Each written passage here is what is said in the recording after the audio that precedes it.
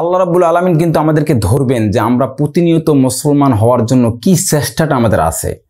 হযরত ইউসুফ আলাইহিস সালামকে যখন কেনান শহরে বিক্রয়ের জন্য নিয়ে যাওয়া হয়, তখন সেই সময়ে যতগুলো ধনী ব্যক্তি আছে, যতগুলো সম্পদশালী আছে, সকলে লাইন ধরছিল হযরত ইউসুফ আলাইহিস সালামকে কেনার জন্য। আর ঠিক সেই সময় একজন বৃদ্ধা মা, যিনি ভিক্ষা করে বেড়াতেন, তিনি একটি বা দুইটি পয়সা নিয়ে হযরত ইউসুফ আলাইহিস সালামকে কেনার জন্য গিয়েছিলেন। হযরতে ইব্রাহিম আলাইহিস সালামকে যখন আগুনে ফেলার জন্য নমরুদ আগুন দীর্ঘদিন ধরে জ্বালাইছিলেন, ঠিক সেই সময়ে ব্যাঙ এসে পেশাব করে দিয়েছিল।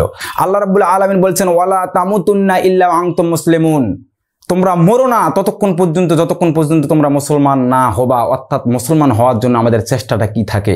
যখন ওই যে ইউসুফ আলাইহিস সালামকে কেনার জন্য বৃদ্ধা মা গেছিলেন, বৃদ্ধা মাকে জিজ্ঞাসা করা হয়েছিল, তুমি কেন আসছো এতগুলো ধনী মানুষের মধ্য থেকে, একজন তুমি ভিক্ষা করো দুইটি পয়সা নিয়ে। তখন মা বলছিল, আমি জাস্ট আমার জীবনের সর্বোচ্চ চেষ্টাটা করে দেখলাম ইউসুফকে কিনতে পারি কিনা।